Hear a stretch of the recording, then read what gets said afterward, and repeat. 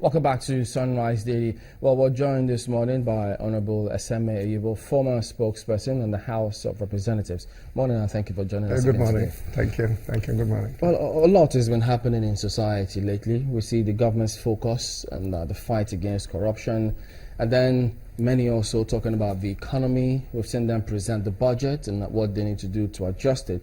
So all of this focusing on the state of the nation, and you've also been observing what's going on. But from the kind of response you've seen, both in terms of the leadership and us, the followers, are we on the right track? Yeah, I think so. What is rather fueling the agitation is because of the departure from the past to a new thinking. You know, what the government is doing is that, for example, a lot of people are looking at this issue of change as a slogan. But to some of us, the change is seen to be a deliberate attempt by the current leadership of Nigeria to jumpstart a new thinking that will be able to galvanize the Nigerian people to take ownership. You know, corruption, whichever way you want to put at it, corruption has been able to put this country at a very terrible stage. And the speed corruption is running in this country is unprecedented. So we need speed breakers to be able to minimize this corruption, to minimize it to the barest minimum. And of course, part of these speed breakers, of course, is the issue of ethical integrity, is the issue of national consciousness, and of course, wanting to grow this thinking that will ignite, you know, the collective responsibility of the Nigerian people to be able to build the strength in our diversity, and to some point too, usher in a new era where we will be able to promote, you know, integrity, we'll be able to promote national consciousness. I want to give you a typical example. First and foremost, I must correct one impression. I don't believe that the word fight is the appropriate word for corruption. You only manage corruption. You don't fight corruption. Because all over the world, globally, every effort at, you know, going about corruption, either through institutional framework or through you know, non-state actors, is not been the issue of fighting. It's the issue of management. In other words, they accept that it can't go away. You just corruption can't go away anywhere in a human community, globally, in a human community, excepting in heaven. Why do we need speed breakers then? Well, speed breakers to minimize, because in any speed, like if there is a challenge of public safety, for example, you are having a road that every time you are having accidents, killing people, drivers, misuse of the road signs and all of that. So speed breakers usually is intended not to stop people from using the road, or the drivers or the road users, but to minimize speed. To minimize the accident, to minimize, you know, the issue, the occurrences of those challenges. What are some of the speed breakers that have been put in place? Yeah, for example, now, first, there are foundational issues like the issue of corruption. In any democratic process, there has to be the issue of the rule of law. The rule of law, the rule of law, to the extent that every man must be answerable before the law. All your actions, you must be answerable before the law. And there has to be equality. Like the trial of the Senate president in the Code of Conduct Tribunal. Ordinarily, as a Senate president, as a member of the political party in government at the center, they would have said it's a family affair. But he has gone now to show to the ordinary man in the street that, look, if it's the Senate president who is going through this trial, then you have to watch your back. So it's part of it. The equality before the law, and you must be answerable to the law. And look at the trials, a couple of the trials going on now. An unfortunate thing, like the national consciousness I'm talking about. Before now, you used to see like the State Security Service, the SSS, acting like a public relation company, before now. But now you begin to see the issue of professionalism in our contact. with those at this other end here. Now, some will argue about that, saying there's no contact whatsoever. No, what I'm saying is that in a daily relationship, like you walk through the street now, or you go to the church, or you are on the road at a filling station, or wherever you are, in any of these public places, you will have a lot of those intelligence. The issue is that primarily the statutory responsibility of the State Security Service first were to provide intelligence, were to do that collaborative, what they call interagency collaboration, and all of that, and synergize to be able to bring about the safety of the people. But at the point, they went outside that realm. But they are now coming back to professionalism now.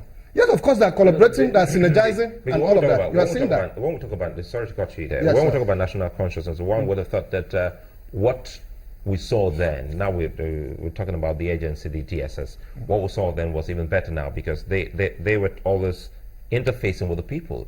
And if you talk about national consciousness, it's trying to bring the people to be key players, to know that, look, there is an idea and an ideal that must be brought forward, that everyone must key into.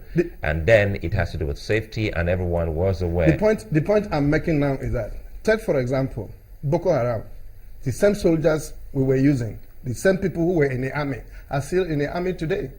And you won't take away the fact that the Boko Haram issue, the insurgency issue, and other terrorist tendencies have actually been degraded. You won't take that away. It's not something that can go overnight. Again, that's debatable. Well, that's debatable. Lives are still being lost. Yes, but now, the issue of national consciousness, where does it arise? For example, how many of us have discussed about the officers who have lost their careers, the officers who have lost their lives, the families who have become fatherless, and all of that as a result of the insurgency.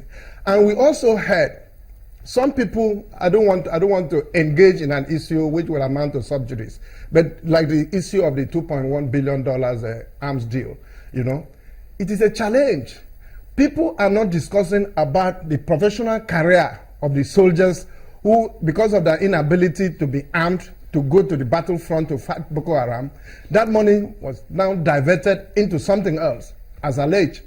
And now, instead of people discussing about the implication of the actions of those persons, on the public safety and our national security, some people are saying it's selective judgment. So people say, why are you doing this to this person? Why are you doing that to that person? But it's the issue of national consciousness. Isn't it a democracy? People are entitled to their opinion. Yeah, but the bottom line is, since they're in court, if the court pronounces, then everybody can truly say, well, yes, nobody is contesting the issue of the court. And you must applaud government in the first place for taking them to court anyway, without keeping them in detention unnecessarily. They're going through the court process. That's what the law requires. The issue... That's why, sorry to interrupt you, but the two issues that you've raised in terms of, because this argument is about speed breakers. You talked about government putting in place speed breakers. And the first one you mentioned was the rule of law.